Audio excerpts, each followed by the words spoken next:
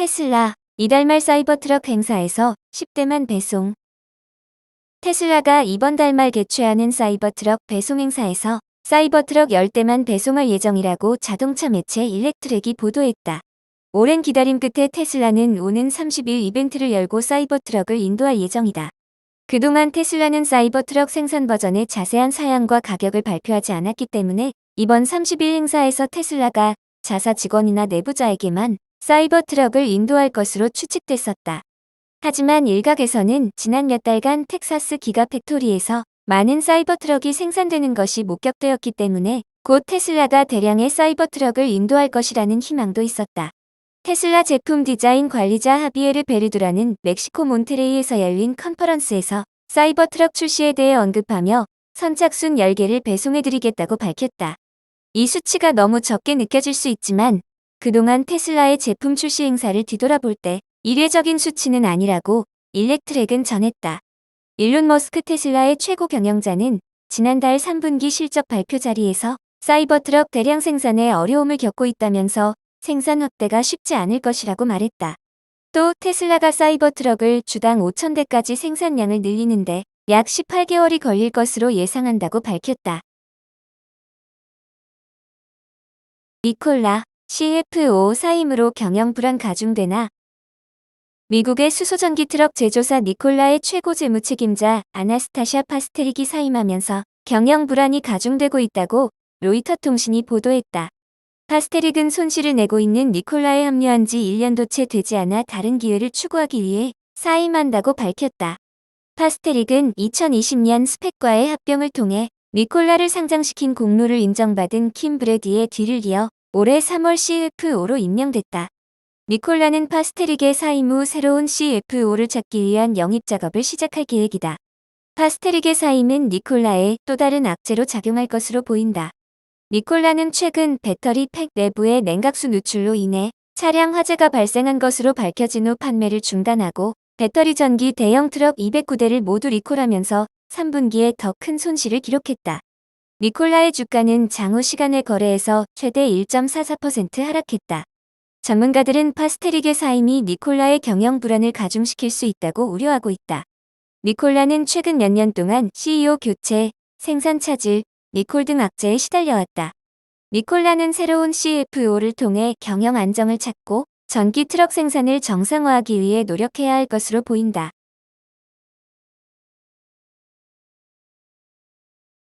리비안, 물류 담당의 전 스텔란티스 부사장 영입. 리비안이 물류 담당 부사장으로 카를로 마테라조 전 스텔란티스 임원을 영입했다. 전기차 전문 매체 일렉트랙에 따르면 카를로 마테라조는 20년 이상 자동차 관련 부문에 종사했으며 이전에 스텔란티스 북미 법인의 제조 부사장직을 맡았다. 프랭크 클라인 리비안 최고 운영 책임자는 마테라조의 자동차 제조 경험은 누구에게도 뒤지지 않는다며 그는 일리노이 공장의 지속적 개선과 조지아 시설 설립에 중요한 역할을 할 것이라고 전했다. 최근 리비안은 차세대 전기차 시설을 위해 미국 조지아주에 1,800에이커 규모의 토지 계약을 체결했다. 리비안은 연내로 50억 달러 규모의 초대형 공장 건설을 시작할 예정이다. 카를로 마테라조는 리비안 팀의 일원이 되어 더욱 지속 가능한 세상에 기여할 수 있게 되어서 매우 기쁘다고 전했다.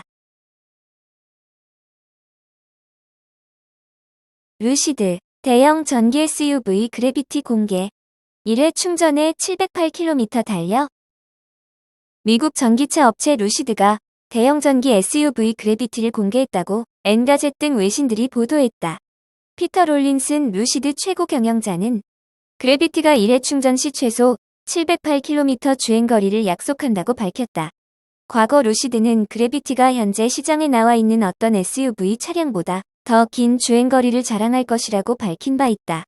미국 자동차 평가기업 켈리블루국 자료에 따르면 현재 전기 SUV 중 최고 주행거리를 뽐내는 자동차는 1회 충전 시 563km를 주행하는 피스카 오션이다. 때문에 그래비티가 출시되면 전기 SUV 모델 중 주행거리 1위에 오를 것으로 전망된다.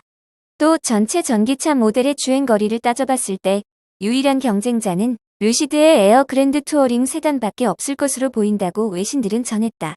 에어 그랜드 투어링 모델은 1회 충전 시 830km 주행이 가능하다.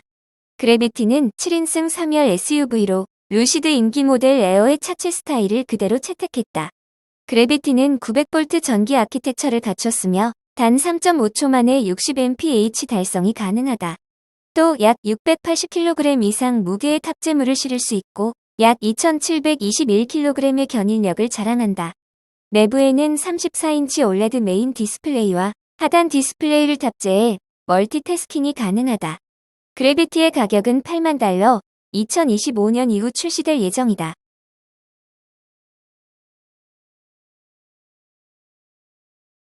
바이두 CEO 중국에서만 LLM 238개 등장. 엄청난 자원 낭비. 중국 최대 검색 기업 바이두의 창업자가 중국 내 200개 넘는 거대 언어 모델이 나타난 것에 대해 엄청난 자원 낭비라고 꼬집었다. LLM 숫자를 늘리는 대신 인공지능을 활용한 응용 프로그램이 많아져야 한다는 것이다.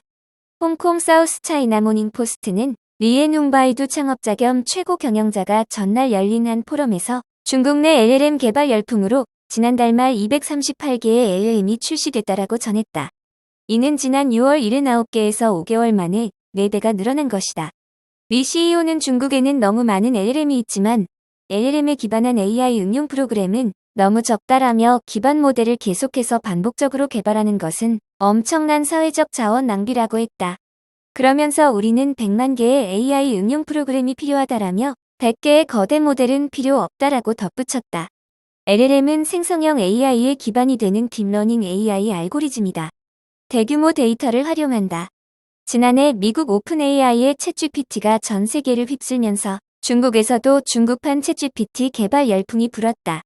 리 CEO는 이런 열풍으로 회사와 도시들이 아무런 AI 앱이 없는 상황에서 첨단 반도체를 비축하고 인텔리전트 컴퓨팅 센터를 건설하고 있다고 지적했다. 실효성이 없는 일을 벌이고 있다는 주장이다. 그는 중국 정부가 LLM 수요를 늘리는 동시에 기업들이 새로운 AI 응용 프로그램을 구축할 수 있도록 지원해야 한다고 밝혔다. 리 CEO는 더 많은 LLM 기반 AI 응용 프로그램 개발을 장려한다면 우리는 번영하는 AI 생태계를 구축할 수 있고 새로운 경제 성장을 추진할 수 있다라고 했다. 바이두가 자체 AI 응용 프로그램을 개발한다는 사실도 공유했다. 바이두는 지난 3월 선보인 AI 챗봇 어니봇이 4,500만 명의 사용자 기반과 5만 4천 명의 개발자를 확보했다고 설명했다. 그는 여전히 중국, 미국을 포함한 전 세계의 최상의 AI 응용 프로그램이 등장하지 않았다라며 위챗, 다오인, 우버 같은 모바일 앱이 탄생한 이전 시대처럼 AI 시대에는 LLM에 기반해 개발된 우수한 AI 앱이 분명히 있을 것이라고 했다.